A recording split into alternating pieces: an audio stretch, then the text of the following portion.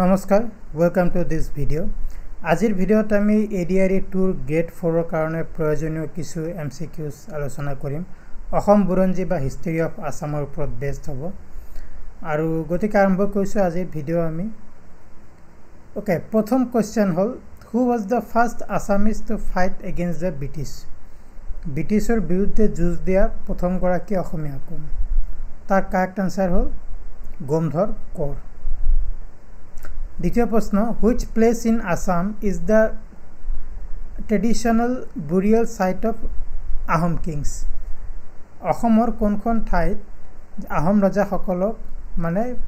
দিয়া হৈছিল মানে মৈদাম দিয়া হৈছিল বা তেওঁলোকক সমাধিস্থ কৰা হৈছিল ট্ৰেডিশনালি কোনখন ঠাইত অপচন কেইটা চাই লব মানে মৈদামসমূহ ক'ত আছে Charaideo okay next question who was the teacher of Madhavdeva at বন্দুকা নামৰ ঠাইত যেতিয়া মাধৱদেৱে শিক্ষা গ্ৰহণ কৰিছিল তেতিয়া তেখেতৰ শিক্ষক কোন আছিল অপচন কেইটা চাব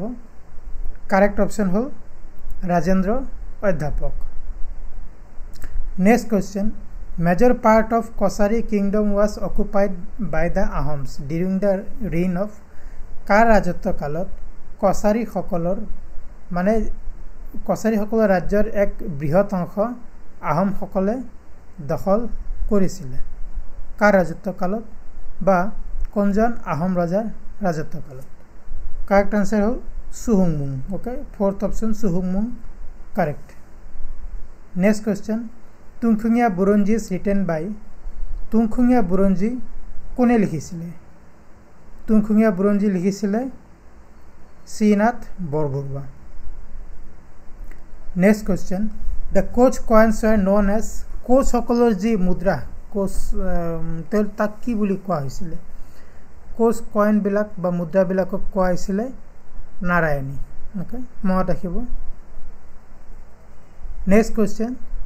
the Ahoms entered Assam through which pass কোনটো পাছৰ মাজেৰে আহোম সকলে অসমলৈ আহিছিল ওকে পাস ওকে অপচন চাই লব কোনটো কাৰেক্ট অপচন হল পাটকাই পাস ওকে পাটকাই পাছৰ মাজেৰে আহোম সকলে অসমলৈ আহিছিল next question Kanai Barasi rock inscription was written in Kanai Barasi Bowa যিবিলাক মানে শিলালিপি আছে তাক কি ভাষাত লিখা হৈছিল অপচন কেইটা চাই লব তাক লিখা হৈছিল অসমীয়া ভাষাত ওকে কানাই বৰখি এই মানে এই ডখৰ ঠাই উত্তৰ গুৱাহাটীত আছে নেক্সট কোৱেশ্চন মুলা গাভৰু ডাইড ফাইটিং এগেইনষ্ট মুলা গাভৰু কাৰ বিৰুদ্ধে যুদ্ধ কৰি মৃত্যুবৰণ কৰিছিল অপচন কেইটা চাই লব কাৰেক্ট অপচন হল তুৰবাকৰ বিৰুদ্ধে যুদ্ধ কৰি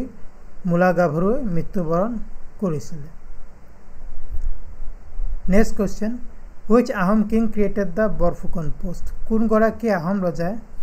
বৰফুকন পদবী সৃষ্টি কৰিছিল অপচন কেইটা চাই লব এবাৰ কাৰেক্ট অপচন হল প্ৰতাপ সিংহ ৰজা প্ৰতাপ সিংহ বৰফুকন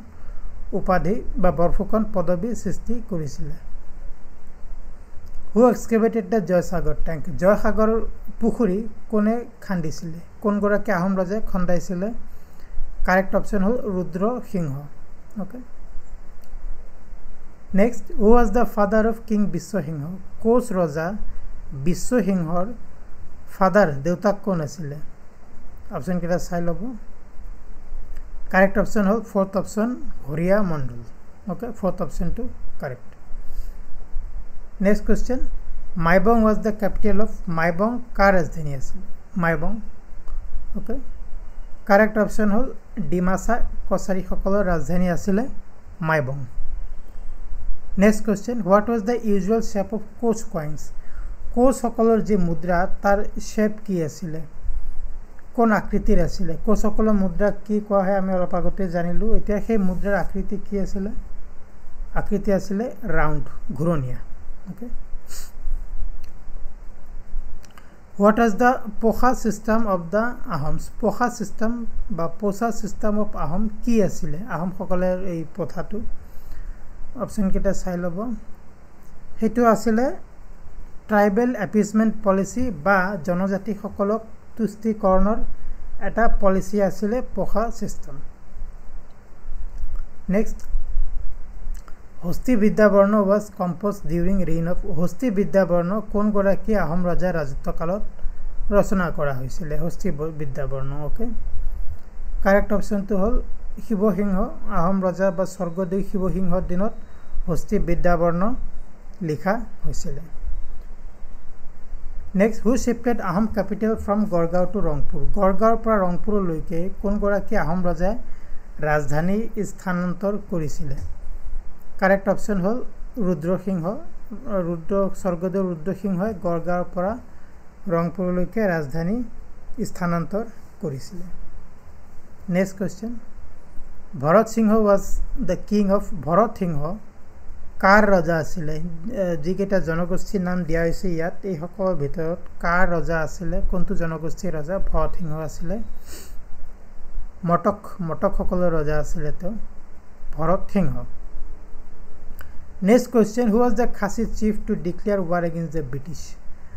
মানে ব্ৰিটিছ সকলৰ বিৰুদ্ধে যুদ্ধ ঘোষণা কৰা খাচী নেতাজনৰ নাম কি আছিলে অপচন কেইটা চাই ল'ব তিৰত সিং যেটো থাৰ্ড অপচন ইউ তিৰত সিং তেখেতৰ সম্পূৰ্ণ নাম গতিকে U Tirot Sing is the correct option আৰু আজিৰ শেষৰটো প্ৰশ্ন হ'ল who was the first king of Barman dynasty Barman বংশৰ প্ৰথম গৰাকী ৰজা কোন আছিলে বৰ্মন বংশৰ প্ৰথম গৰাকী ৰজাৰ নাম আছিলে পুষ্য বৰ্মন ওকে অপচনটো মনত ৰাখিব পুষ্য বৰ্মন বৰ্মন বংশৰ প্ৰথম গৰাকী ৰজা আছিলে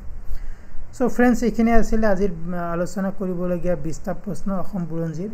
যদি আপোনালোকে এডিআৰইৰ 2.0 গ্ৰেড 4 ৰ কাৰণে প্ৰিপাৰেচন কৰি আছে এবিলাক হেল্পফুল হ'ব আৰু এনে ধৰণৰ এমসিকিউজ ভিডিও আমি প্ৰায় মানে আপলোড কৰি থাকো এইটো চেনেলত যদি ভিডিওটো ভাল পাইছে প্লিজ লাইক কৰক শেয়াৰ কৰক চেনেলটো যদি সাবস্ক্ৰাইব কৰা নাই প্লিজ সাবস্ক্ৰাইব কৰক এনে ধৰণৰ আন এটা ভিডিওত অতি সোনকালে লগ পাম থ্যাংক ইউ ভেৰি মাচ